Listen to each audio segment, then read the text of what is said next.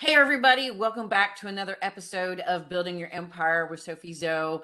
I've got another amazing guest. I'm so excited. Cat is so much fun. I love her as a person, as a colleague. We're both in the Dames. That's how we met each other. We're podcast fanatics. She's got her podcast. I've got my podcast. So I'm really excited to bring you Cat Stancik today. With 15 years of experience working with startups, consulting service-based businesses, and nonprofits, Cat Stancik has built a rock-solid track record of results.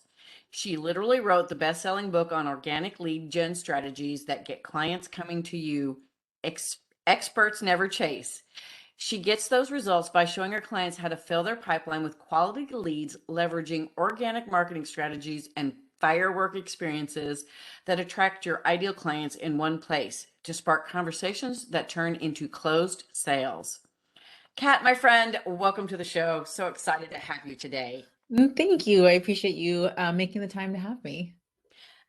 You're welcome. So I'm going to ask you the question I ask all my guests. What is your best advice for business owners who want to scale their business to the next level and beyond? Ooh, there's a couple of things, but I think the biggest thing is to lean in your too muchness. So there are so many people out there who have been told, especially as entrepreneurs, that they're too much or not enough and always in the wrong situation. Ask me how I know. And I really think that for me, the tide really turned when I really leaned into what I was really gifted in doing and not following the I should be doing this or that looks like that makes money. And really just kind of looking at that and leveraging the strategies that align to me instead of forcing myself to align to strategies that look like they were working, but would never work for not only me, but my ideal clients, kind of engage and show up online. I love that. And that's, it's about authenticity. That is, I mean, cookie cutter stuff generally just doesn't work. And now, did you develop your own strategy then? Or did you kind of like take pieces from here and there and put things together? How do you, is it all custom or is it, is it all you? What does that look like? I mean, I don't think there's really any uniqueness when it comes to strategies that work and that convert, right? Like sales is sales, kind of marketing is marketing. And sure, there's little nuances that makes certain strategies a little bit different. But I really think that what makes it all come together is, especially anyone who's in business is right? Like it's you. If you want to brand and stand out, then brand you. I mean, even the biggest conglomerates have somebody that initiated the branding around that person's relationships, and leveraging this conversation to turn into high ticket sales. I don't really care where you came from. That's kind of the gauntlet, if you will, that you have to go through. And so what I basically discovered was there were certain things that were in common with a lot of programs and processes out there. And it really came down to who are you connecting with? How are you having that conversation? And how are you inviting someone and closing them? So connect, converse, and close. That's my process. And when I really look at it is more of a framework. And then I look at how my ideal clients actually show up in the world, and we modify the framework so that it's kind of like a couture ground, right? We've got the fabric, we've got the needles, we've got the thread. Let's modify the pieces so that they fit you perfectly versus having to, I don't know, wear one of those like training waist things or padded bras or whatever to make you look different than who you actually are. I love that. And so, well, let's talk about branding and being who you really are, because that really speaks to my heart and soul, because I just went through a total rebrand and stepping into who I truly am late last year. And, as everyone can see, and I've known you since like October of last year when I joined the Dames, the red bangs or pink bangs. That is kind of like Depends on your how fresh the color is. yeah, Yes. yeah, pinkish, reddish, yeah, the bangs, and then the blonde. That's kind of like your signature standout feature. That is you. You're not doing that No, because this to is to so be me. there. It's not a fake you. It's a this is who I am. I like my bangs to be pink, red, and the blonde, and because I know, and I know you're also a mom, so Mm. you're living who you are in your business, but it's also in your life, because you're a mom and you're a person and you do, you have a full well-rounded life.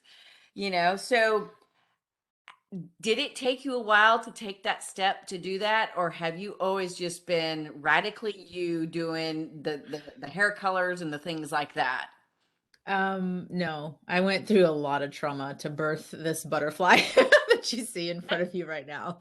No, I mean, I'm writing a keynote right now, and kind of the opening part is I remember being in 5th grade, and I was in the bathroom, and I was eating lunch in the bathroom because it was that bad. I was being bullied that bad and picked on, and I remember sitting there, and I don't know how, I don't know why, but I just knew. I knew life had to be better than this moment and this space and time, and that this was not the path that I wanted to keep walking down. And every time I had to go through a difficult situation or go through a traumatic experience, that same knowing is the light that I needed to continue to get through it. And so I finally, really honestly only started living when I was 26. Mm. I mean, it was bad. I was like 320 pounds. I was living in a windowless basement apartment. Had a horrible job. It was all going down a very dark path. And so things aligned in the way that they needed to. And it wasn't an overnight, like all of a sudden things started working, but with that knowingness came the opportunity to kind of self-reflect and start getting support. And basically, I went into corporate America with hair like this. And so to have a high level consulting position, you got to have a lot of clout to be able to have. And this was, 10 years ago. This wasn't normal. Like, people weren't wearing their hair like this on a regular basis, like Oh yeah. even 10 years ago.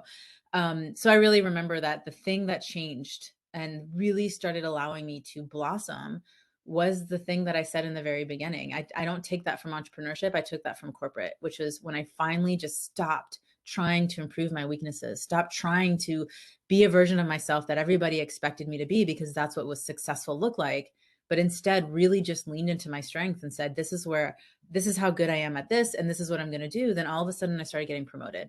I started getting recognized. I got one of the top awards in the firm.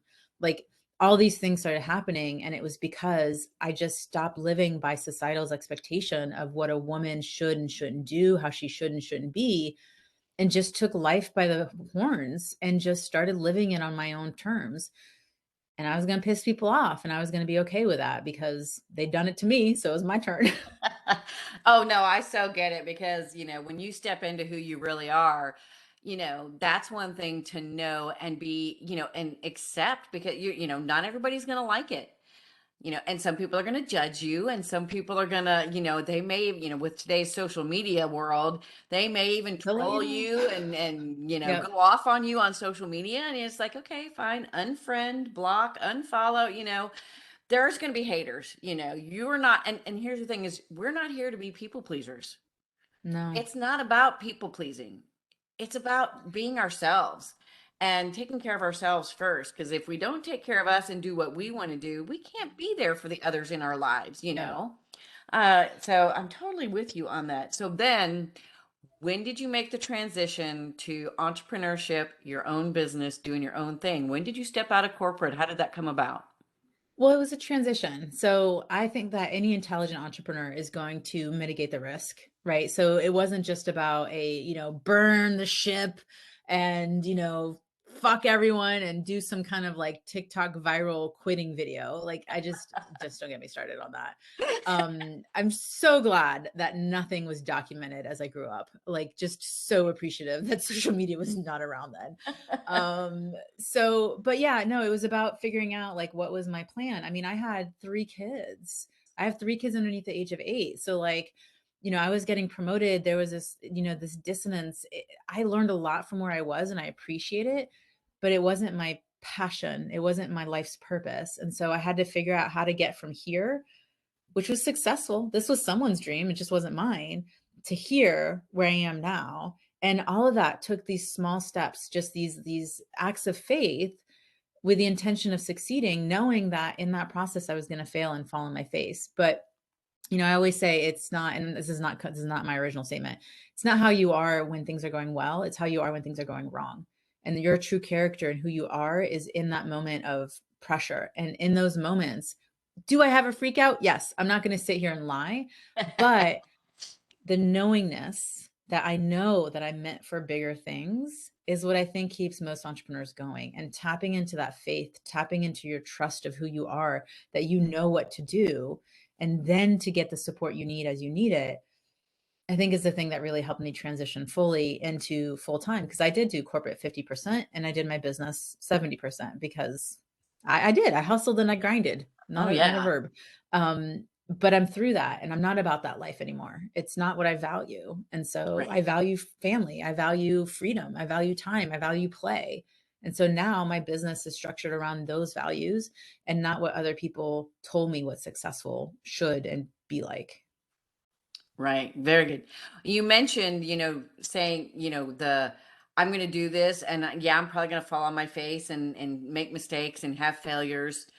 Can you speak to a specific failure or mistake, whatever you want to call it, where you were like, "Oh my God, I just fucked that up and it didn't work out." And what did you do to keep from going down the negative rabbit hole of this is a mistake, I made a mistake, I suck, I can't do this, and keep going in the business until you got to the success where you're at today?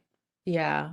I mean, there's the whole like, I always would tell myself I suck at sales, and like someone would say no, and I would take it personally. And I would be like, oh, I am never going to make it. I suck. Or something maybe didn't go great with a client. And, maybe they had stuff going on and, they didn't continue or they didn't renew or something like that. And I always made it about me and how I had done something, because a lifelong of trauma of being blamed for stuff, right? And feeling like I was responsible for things. And really had to do a lot of work on that, and not afraid to admit that I had to do a lot of therapy around that and continue to work on myself around that, because it can feel very personal when someone says no to you. And I remember someone said, not only is it not personal when someone says no to you, it's also not personal when someone says yes. Now, what I mean by that is, yes, they're saying yes to working with you. Yes, they value you. Yes, you are important. But in the moment of making that decision, they're thinking about themselves. They're thinking about, how can I make this happen? How can I succeed? How can I make this work for me? Yes, with this person's help, but they're really just focusing on themselves and what's in their best interest. Nothing to do with the value of who you are as a human being, the quality that you might bring other clients. And it's why building my business, I turned more no's into yes than getting yeses initially, because I was willing to continue to value that person as a human beyond a moment in time where they made a decision. Because I like to assume that someone's an adult in their business and that they get to make decisions, and that even a no can turn into yes, so long as you value them as a human being, versus the bro marketers who only value as far as your credit card limit can be stretched. I love that. I love that. Yeah. And I, it's not personal either way. And Yeah. it's not about you. I mean, there are so many, I'm a big fan of the Go Giver books, with Bob Berg. And it's like, it's not about you. It's not about your widget. It's not about your quotas. It's not about how good you are. It's about how you can serve the other person, how Yep. you can benefit them, how they can, have a better life, business, whatever, because Mhm. they make that choice to work with you because you're more interested in them, how you can help them, how you can serve them, not how you can sell your next product widget to every person on the planet. Yeah, and it's sales is great. Selling is wonderful. I mean, I know you're on the same page as me on this, but I'm not only am I in the business of, being in business, I'm in the business of staying in business. Yep. So, like selling is part of that. And it's why I like to leverage firework experiences. These are the things that bring your people to you, who bring your people who see you as the authority that you are, as well as they're wanting to hear more from you, and then on top of it, they do want to buy. It's just a matter of, you know, people have these strategies that they use, and there's one over here and one over here. And I started calling this the kind of the marketing hug. Is how are you bringing all of the stuff that you're doing and bringing it in and creating that warm embrace, so that when someone is ready to say yes, you're there, arms open, ready, not waiting, but you're ready to embrace them when they're ready, so that it feels special. and you've created that community of people. And so someone might be ready right away. Someone might need a week or 2 years. But the fact of the matter is that you're showing up as a human and treating them like a human.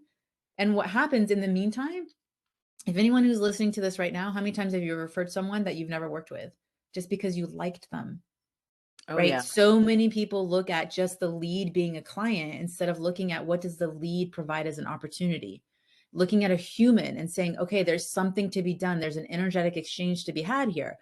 Is there an opportunity? Is there speaking, a connection, a podcasting? Is there an affiliate? Is there a referral? Is there a friendship? Is there masterminding? And then looking at that door and walking through it and then realizing that all of those doors are readily available to you again. But we can't do that when we just treat people like transactions. Absolutely, 100%. I love that. Well, you brought up the fireworks experience. So I want to wrap up with you telling everybody where to find you, how to learn more about these firework experiences. And if you've got an offer for them, please put that out there too. Yeah, I mean, I think that if I'm speaking and you're like, yes, I kind of like that, and you want to meet other people who are like me, who are like you, I would just say, come hang out. I've got a podcasting mixer that I provide where people get connected to get booked either as speakers or to find guests. And you can find that at leadbossmixer.com. And it's complimentary. And there's actually a bonus training once you register that kind of shows you how to turn your podcasting into a more effective lead generation effort. So again, you can find that at leadbossmixer.com. Otherwise, like I'm on the internet, so Cat Stancik, and yeah, like I always want people to stack those wins before they ever even might consider working with someone. Awesome. I love it, Kat. And all the links and all her information will be in the show notes. So you can find all those things there. Kat, I want to thank you for being on the show today. It was great fun, as I knew it would be. And I want to thank my listeners. And if you haven't already subscribed, please do so. And we will see you all next week on Building Your Empire with SophieZo.